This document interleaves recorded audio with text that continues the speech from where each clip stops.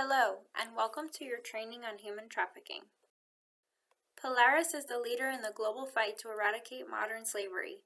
Named after the North Star that guided slaves to freedom in the U.S., Polaris acts as a catalyst to systematically disrupt the human trafficking networks that rob human beings of their lives and their freedom.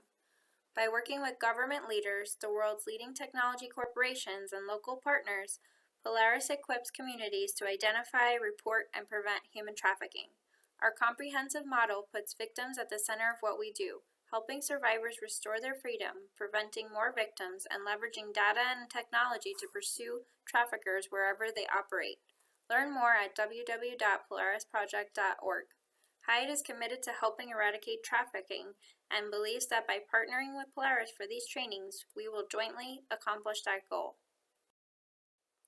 This presentation is Hyatt's confidential and proprietary information and cannot be shared or distributed. The guidance provided in this presentation is supplemental to Hyatt policies, which may be reviewed on Hyatt Connect. If you believe you've come across a human trafficking incident, immediately contact hotel security or the general manager. Hyatt is providing this program as an example of comprehensive trafficking program. Franchisees are invited to implement an equivalent program that addresses similar topics. Human trafficking is a $150 billion global industry that robs tens of millions of people around the world of their freedom, all for the sake of turning a profit. Unfortunately, hotels can be a crucial part of a trafficker's business plan. They're used as a venue for selling commercial sex, but are also used in a variety of other ways by both traffickers and victims in both sex trafficking and labor trafficking situations. Hyatt is in the business of caring for people. You care for them so they can be their best, which also means making them feel safe. That's why Hyatt has a zero-tolerance policy against human trafficking in its hotels. It's a serious crime and human rights violation, and they are committed to ensuring staff are equipped to recognize and respond appropriately to potential trafficking situations should they arise on your property. Human trafficking is not always easy to detect, so whether you're in the front or back of house, housekeeping or security, bartender or concierge, everyone can play a role in preventing human trafficking at the hotel. Think back to Hyatt's values. How can behaviors like respect, integrity, humility, and empathy help you care for potential victims of human trafficking, other guests, your fellow colleagues, and yourself? Throughout this training, you'll learn that if everyone works together to identify and respond to human trafficking in hotels, you will ensure that people feel safe and cared for under your watch. And traffickers know they won't get away with doing their criminal business on Hyatt properties. Thousands of potential human trafficking victims are coming into contact with the hospitality industry daily. Whether they're forced to engage in commercial sex seeking safe refuge after fleeing their trafficker, living temporarily on site, or being trafficked by the hotel or hotel subcontractors. However, despite how many victims are crossing paths with hotels, many never receive any assistance, concern, or identification from hotel staff. No matter what someone's circumstances are, Hyatt is committed to treating everyone who crosses its path with respect, practicing empathy, and working to make a difference in their lives for the better. Hyatt has a zero-tolerance policy against human trafficking in its hotels. With this training, you will learn about the crime of human trafficking and how it relates to your job as a Hyatt colleague. After completing this training, you will be able to define human trafficking, recognize red flags so you can identify potential human trafficking situations, and report them appropriately. The definition of human trafficking can differ depending on the country you are in, but most countries use guidelines provided by the United Nations when creating laws pertaining to trafficking. The United Nations defines human trafficking as the recruitment, transportation, transfer, harboring, or receipt of persons by means of threat or use of force or other forms of coercion, of abduction, of fraud, of deception, of the abuse of power, or of the position of vulnerability, or of giving or receiving of payments or benefits to achieve the consent of a person having control over another person for the purpose of exploitation. Exploitation shall include, at a minimum, the exploitation of the prostitution of others, or forms of sexual exploitation, forced labor or services, slavery, or practices similar to slavery, servitude, or the removal of organs. That's a long and complicated definition. Next, we'll break it down so you have a better understanding of different components of the crime. You might be feeling a little confused as you're hearing the definition of human trafficking. The definition is complicated because this crime involves multiple parts. Each of these components could be crimes on their own, but when they all occur together, they become a totally different type of crime. the exploitation of another human for profit. This is important to understand. Human trafficking is a business, and traffickers are trying to make money. It is not simply a human rights abuse. It is taking away another person's rights for financial gain. This financial piece, combined with control tactics that rob an individual of their freedom or ability to choose whether or not they want to do this work, are the defining characteristics of human trafficking. Polaris created a tool called the Action plus Means plus Purpose model that separates out the different components of the definition so that it's easier to differentiate between the various elements of the crime that must be present in order for it to be considered human trafficking. Visualize these columns as buckets. There must be at least one element from each of the buckets in order for the situation to constitute human trafficking, which can include forcing someone to work or engage in commercial sex against their will. A commercial sex act is defined as a sexual act in which anything of value is given or received by an individual, such as money, goods, and or services. For example, if someone was an addict and they had sex with someone in exchange for drugs, that would still be considered commercial sex even though a cash payment was not involved. Some countries may have different laws pertaining to human trafficking of minors. Check the laws in your country of interest for more specific information. For an example of how we use the AMP model, consider the following. Imagine there's a woman whose boyfriend booked a hotel room so that she could sell sex to buyers. She didn't want to do it, but he told her they needed the money, and if she really loved him, she would do it. He has been physically abusive to her in the past, and she knows that if she doesn't do what he tells her, he could lose his temper and get violent again. So she agrees. He sets up appointments for her and facilitates monetary transaction between the buyers. How would we use the AMP model to break down the situation? In this case, the victim's boyfriend recruited his girlfriend through the use of psychological manipulation and threats of harm for the purpose of engaging in commercial sex. Convincing his girlfriend to engage in commercial sex is the action. Leveraging and manipulating the love she has for him, coupled with her knowledge of his tendency to be violent toward her, are the means. Commercial sex is the purpose. If it was truly her choice to engage in commercial sex, or if he had abused her without the purpose of making money through engaging in commercial sex, the crime would not be considered human trafficking, although it is still likely to be a crime in most countries. We will connect back to the AMP model and its implications for your work throughout this training. There are a lot of myths and misconceptions surrounding human trafficking, in part because the underground nature of the crime means we are constantly learning more about it. There is also a tendency in the media to over-sensualize human trafficking and ignore the crime of labor trafficking. Here are some common myths and misconceptions to be aware of, both for your own knowledge and for when interacting with hosts, guests, and law enforcement, as they may wrongly believe these myths are facts. Myth 1. False. Traffickers are strangers and not usually known to the victims, such as family, friends, or domestic partners. Reality. While some traffickers are unknown to their victims prior to the trafficking situation, others choose to victimize those who are known to them, including family members, friends, partners, or members of their community. Myth 2. False. Trafficking is essentially a crime that must involve some form of travel, transportation, or movement across state or national borders. Reality. Human trafficking is not synonymous with forced migration or smuggling and does not require transportation, although transportation may be involved in the crime, and although the word connotes movement. Myth 3. False. Trafficking humans will leave the situation when offered help. Reality. Similar to situations of domestic violence, trafficking victims may not reach out for help or consider themselves victims, and some victims may be unwilling to leave their situations when offered the chance to do so, and can even feel that a dangerous situation is comfortable, normal, or preferable to the uncertainty of leaving. Myth 4. False.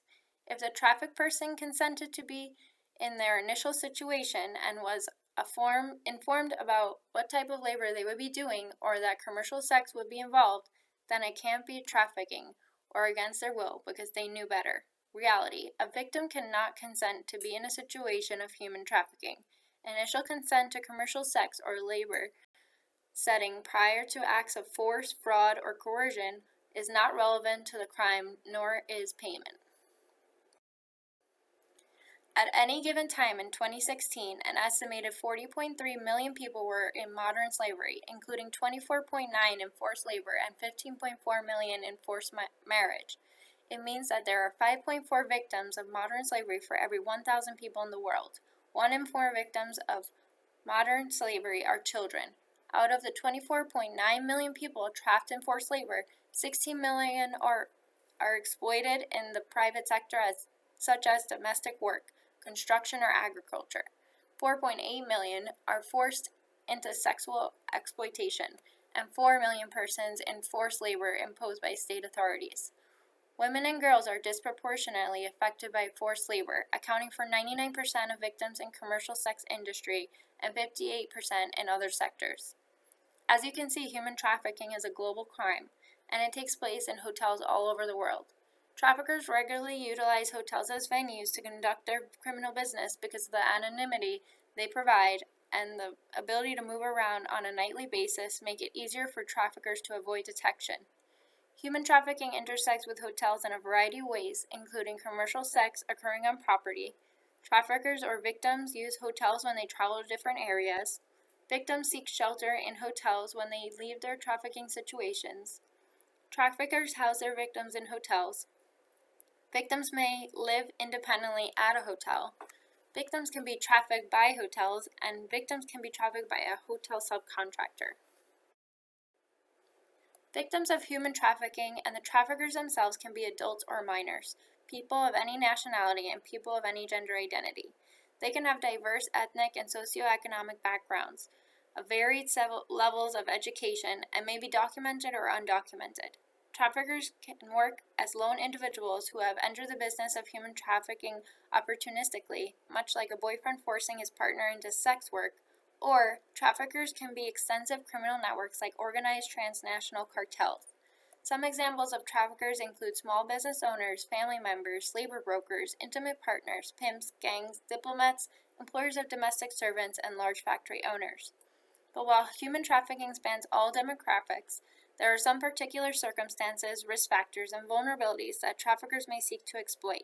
Individuals who are economically vulnerable due to homelessness, displacement after a natural disaster or conflict, or lack of job opportunities may be susceptible to manipulation by traffickers who promise safety, stability, a job, education, or a better life. Runaway and homeless youth, as well as victims of domestic violence, sexual assault, past violence or abuse, or social discrimination are also frequently targeted by traffickers. Additionally, foreign nationals, both undocumented and temporary visa holders, are particularly vulnerable to exploitation. These unique vulnerabilities help to answer the question, why don't victims just leave their own situation? In reality, it can be incredibly difficult for an individual who is experiencing human trafficking to reach out for help and self-identify as a victim. In some cases, they may not realize they are being exploited or victimized. Think back to the AMP model, the means that traffickers use to control their victims, whether it be force, fraud, or coercion, are dependent upon their victims' unique circumstances they are seeking to exploit. For example, if a victim is a foreign national, a trafficker could leverage their immigration status and threaten to report the individual to the authorities or get them deported.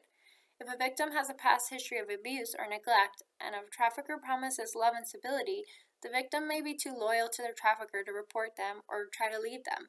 Maybe a victim feels shame for engaging in commercial sex, so their trafficker threatens to reveal their actions to family or friends who would disapprove of that lifestyle.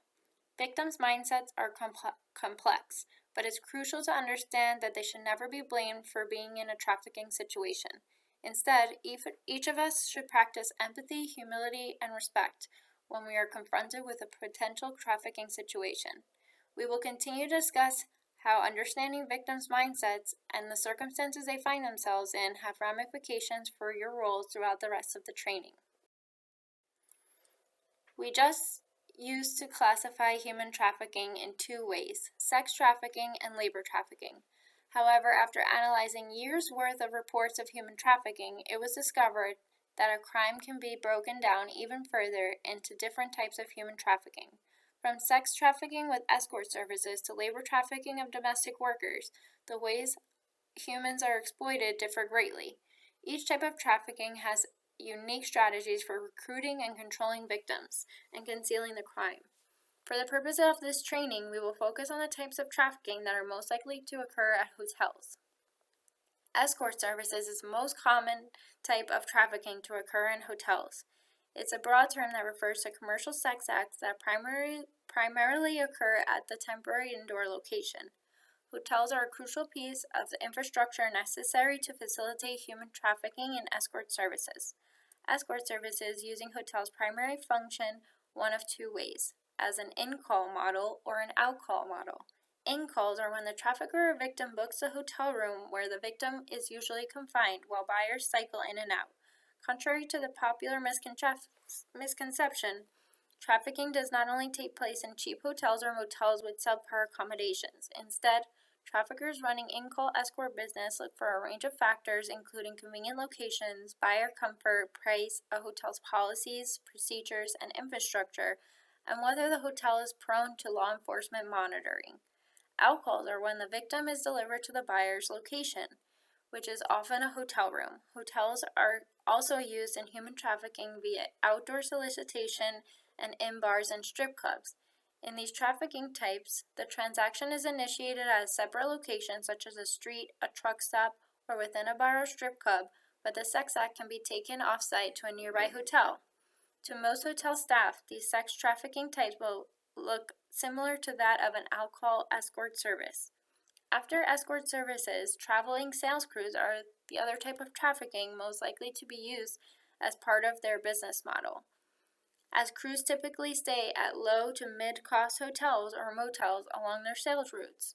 Traveling sales crews may move between cities and states and go door to door, often selling fraudulent products such as magazine subscriptions that customers may never receive. Young salespeople are rarely fully compensated, sell all day, and are unable to leave due to fraud, manipulation, and coercion. Labor trafficking has also been found within the hotel supply chain in businesses such as hotels, motels, resorts, and casinos. Potential victims of labor trafficking can work as front-of-the-house staff, food service workers, and most frequently in housekeeping. As a Hyatt colleague, you have the unique ability to care for others and detect possible red flags that may indicate potential human trafficking in both traffickers and victims due to your close proximity to hotel guests and access to their rooms. Here are some observable signs for you to look out for. However, not all of these indicators are indicative of human trafficking on their own. As an example, signs that a party occurred in a room could indicate a variety of scenarios that regularly occur in hotels. Additionally, it's important for you to be aware of the difference between commercial sex and sex trafficking. Some indicators listed in this training suggest that commercial sex may be taking place. So if you identify those signs, you should also look for additional indicators that would suggest that the potential victim in question is being subjected to some form of control, is not fully consenting to the situation at hand, or is under the age of 18. Remember, as Hyatt's values state, care comes from a place of empathy and authentic human connection. We care by truly seeing people and getting to know them as unique individuals. It's important to note that you should not rely on general stereotypes or physical appearance alone when identifying potential trafficking situations.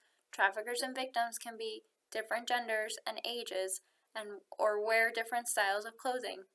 Furthermore, it should go without saying that an individual's race or ethnicity, or how their race may or may not differ from their acquaintances, are not indicators of human trafficking.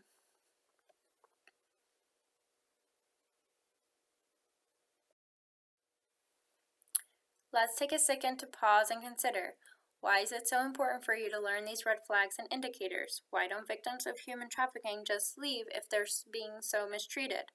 Why don't they simply come out and tell you something is wrong and they need help? Why should you empathize with them? Why do you need to know all of these nuances? In reality, there are often barriers that make it incredibly difficult for an individual who is experiencing human trafficking to self-identify as a victim or reach out for help. When traffickers use elements of force, fraud, or coercion to exploit their victims, they are targeting specific vulnerabilities that keep their victims under their control. As a result, victims can feel like they are left without options, unable to leave their situations, or else suffer consequences that seem worse than staying with their traffickers. That is why your roles are so vital, because human trafficking victims are often not in a position to report their own traffickers, and without regular law enforcement presence, it is up to those of us who intersect with them and their experiences to be their safety nets and lines of defense.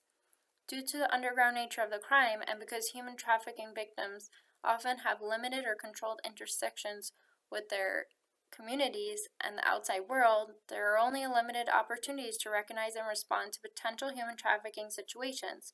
For those reasons, it's important to practice empathy and put ourselves in the shoes of potential victims. We must be proactive in our efforts and report trafficking situations when and where we can, which itself is an act of compassion.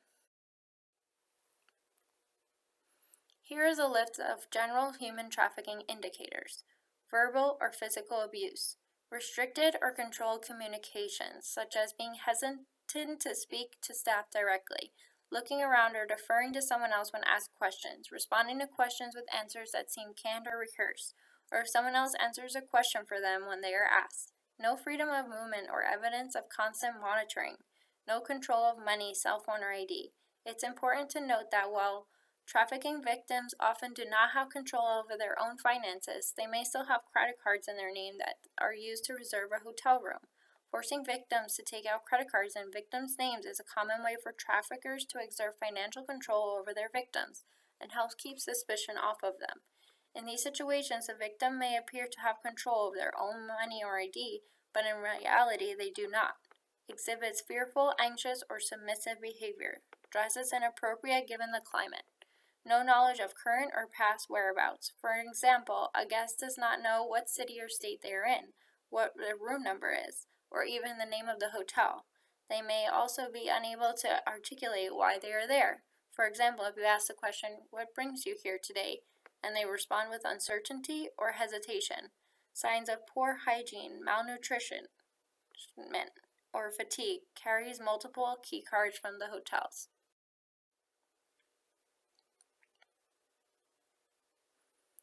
What does restricted or controlled communication really mean, and what does it look like? Here are some signs that could indicate that a potential victim has their communication restricted or controlled. Hesitant to speak to staff directly, looks around or defers to someone else when asked questions, appears nervous when asked questions about their stay, responds to questions with answers that seem canned or rehearsed. Potential victim traffickers provide information that works to undermine the potential victim's credibility or mental stability, especially when intervening when staff addresses the potential victim directly. For example, a trafficker could say, "She's crazy, not right in the head, off her meds."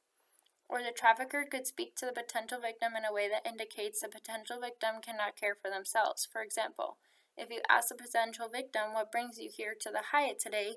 and the potential victim seems uncertain or unable to answer, and then the potential trafficker intervenes with a response like, "Sorry about that. She's got some mental issues and gets confused. Charlene, honey, remember we came to Atlanta to see my cousin?" Here are some red flags that could indicate labor trafficking are taking place. Verbal or physical abuse by supervisor. Prevented from taking adequate breaks. Doing different work than what was contracted or promised. Forced to meet daily quotas. Living and working on site. Forced to turn over wages. Exorbitant fees deducted from paychecks. Not paid directly. Extremely fearful of immigration or police. Not given proper safety equipment. Mentions of debt. It's important to be aware of all red flags listed in this training, but there are some indicators you should be especially aware of because they are the ones you're most likely to notice within the context of your role. We'll break down the red flags by your role next. Let's start with indicators that are most likely to be witnessed by your room staff. Again, even if you're not room staff, you should be aware of these red flags in the event you notice them while carrying out your own duties. Pays for hotel in cash or with prepaid credit card. Remember, traffickers may also force their victims to take out a credit card in their name. Initial reservation is for one night but extended day by day. Request room overlooking parking lot or not within view of the front desk or near an exit. Checks in alone but requests 2 beds, 2 keys, etc. Multiple rooms under one name. One person or couple checking in with several females. In some sex trafficking networks, the trafficker has a bottom or a female who is both a victim of human trafficking and helps the trafficker control the other women in his network. Potential victims may exhibit similar signs of fear, anxiety, and or deference when these bottoms, although they will look more like peers in how they are dressed and interact. Signs of a hierarchy and power among groups of people could indicate the dynamics of a pimp control network. Staff observes the same females on different visits with different men. Guest is overly concerned with surveillance cameras or entrance policies. Female is dropped off and visits for 30 minutes, 1 hour only. Someone waits outside for female. Room is booked with business card, but is paid in cash. Abandoned or locked out young adults on property. Lack of knowledge about their surroundings. Not sure which city or state they're in. Person checking in appears dressed, coerced, or injured. Attempts to rent room for a few hours or less than a day. Individuals checking in attempts to use fake ID. Next, let's go over the indicators that housekeeping staff are most likely to notice. Extended stay with few possessions, short stay with excessive luggage, presence of excessive drugs or sex paraphernalia or cable TV charges for pornographic material, excessive condoms in trash cans, frequently ask for new towels, washcloth, and or linens, excessive foot traffic in and out of rooms or individuals hanging out in the hallways or monitoring certain areas. This foot traffic also tends to look a certain way. A group of people partying in a room with individuals coming and going may or may not be an indicator of sex trafficking. However, individuals, usually men, going into one room at a time, relative regular intervals, usually 30 to 1 hour, throughout the course of the night is a very strong indicator. Signs that occupancy exceeded what was specified in the reservation. Sales flyers left behind that detail suspicious magazine sales tactics. Evidence of excessive drug use, alcohol use, and or partying. Rents pornographic movies with children present. Orders room service, but denies access to room for delivery. Excessive amounts of cash in the room. Presence of multiple computers, pagers, cell phones, or credit cards in room. Finally, here are some indicators you should be especially aware of if you're on the front line of F&B staff. Observing the same females on different visits with different men. Lack of knowledge about their surroundings, not sure which city or state they are in. Request information on adult services or local sex industry. Frequent sexually explicit websites. Social media check-ins that display excessive displays of cash. Individuals loitering and soliciting male guests. Individuals ask guests or staff for food or money. Overhearing discussion of commercial sex transaction. Minor waiting on a table or a bar is picked up by an older male. Guests entertaining a minor at the bar or restaurant that he did not originally come with. You may also witness a trafficker and victim interacting, so it's important to be aware of the ways traffickers try to hide the true nature of their relationship. Here are some important things to consider, especially if you see or interact with a couple and something feels off, or you think you may have noticed one or more of the indicators we just went over. While verbal or physical abuse is a strong indicator that human trafficking may be occurring, these behaviors often happen behind closed doors. When interacting with victims in front of a hotel staff, traffickers may actually exhibit the opposite behavior. Here are some examples of misleading behavior a trafficker might try to make you think there's nothing wrong, while simultaneously exerting control over their victim. Trafficker presents as caretaker or guardian, communicates with paternalism, essentially treating their adult victims like children. Public reprimanding, or when a trafficker verbally punishes their victim for doing something wrong, can frequently look like scolding and be masked as actions of someone looking out for a person who cannot take care of themselves.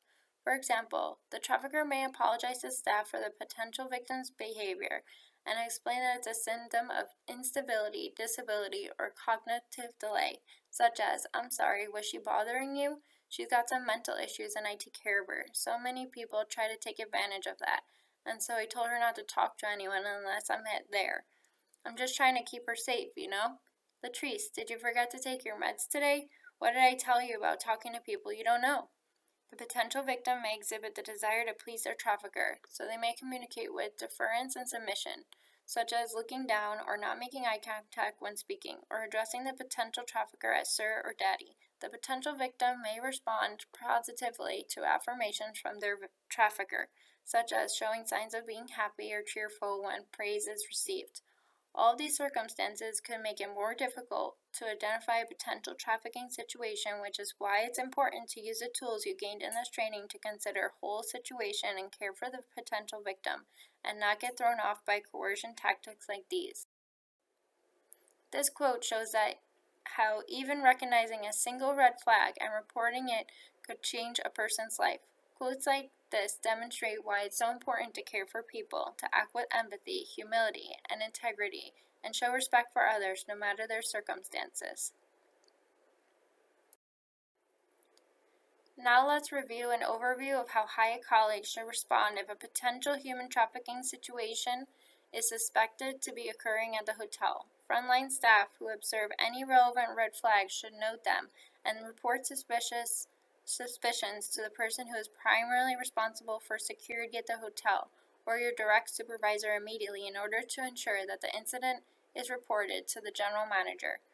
Security fields reports from the frontline staff, then investigates the situation and completes an incident report. Once notified of the situation, the general manager or head of the hotel should notify Trevor Gannon or Eric Antons immediately.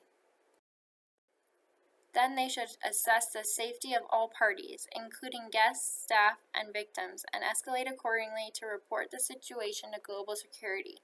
The head of the hotel should then assess with hotel security whether to contact the National Human Trafficking Hotline or law enforcement. If violence or threats are imminent at any point in the process, you should call law enforcement immediately.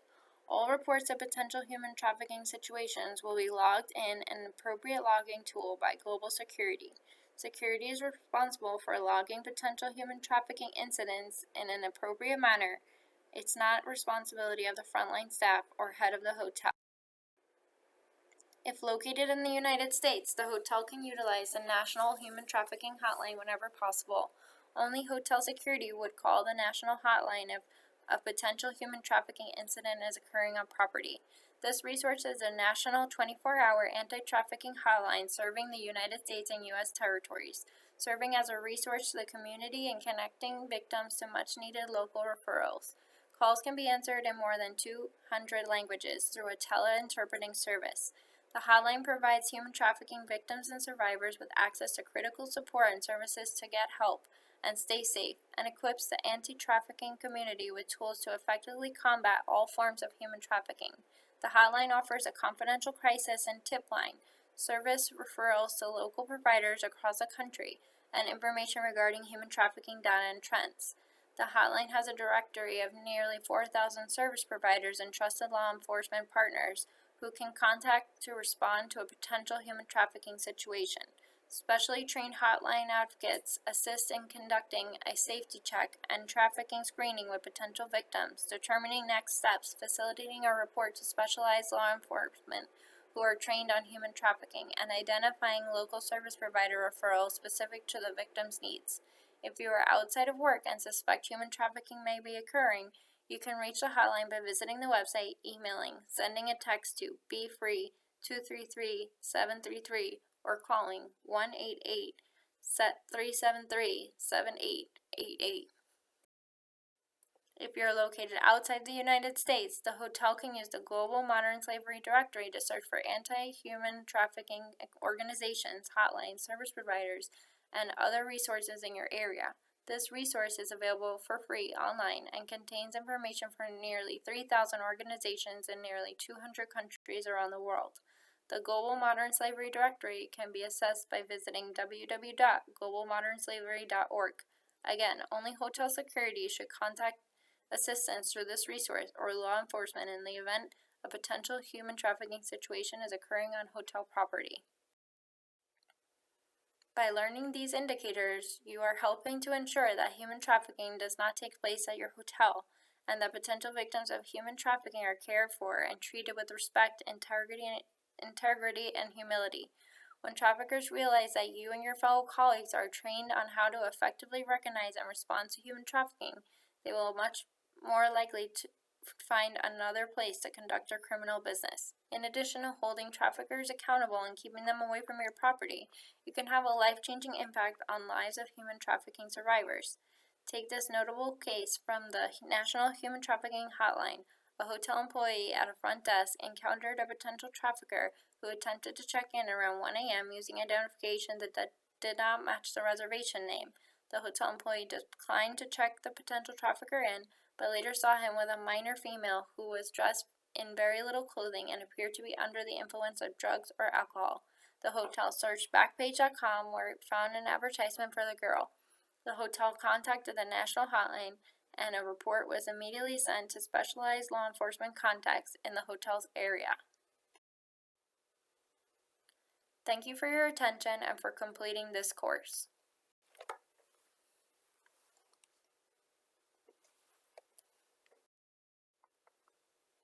Privacy and information security. Learning objectives. Hyatt has a responsibility to safeguard the personal data we hold about guests, colleagues, and suppliers. In today's session, you will learn about what personal data is, storing and protecting personal data, collecting personal data, protecting cardholder data. Storing personal data. What is personal data? Personal data includes any information from which an individual may be identified. Can you think of some examples of personal data? Key points about safe storage and disposal of personal data. Limit both internal and external access. Keep hard copies in locked filing cabinets or in your possession while being used. Dispose paper in secure bins designated for shredding after use. Protecting personal data. There may be instances when someone outside of Hyatt attempts to obtain our stored personal data for their own gain. Has this happened to you?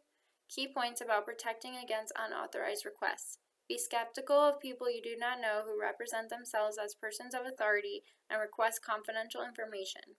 If you have any suspicions about a person, ask questions about his or her identity. If you are feeling manipulated, check the legitimacy of the request by speaking with your supervisor. Collecting personal data. Key points about collecting personal data. Only collect and store data that you really need. Ensure you have express or implied consent before you collect, store, or share their personal information. Obtain consent if you want to use the personal information for a new purpose. Protecting cardholder data. Key points about protecting cardholder data. Take precautions with cardholder information. Invoices, credit or debit card numbers, credit card security codes, bank account numbers, checks, and their photocopies.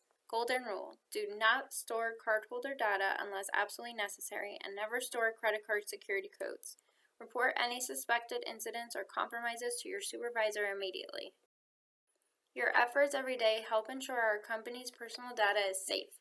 Our concern and proactive effort to secure personal information is an expression and demonstration of our purpose in action, by caring for people to be their best.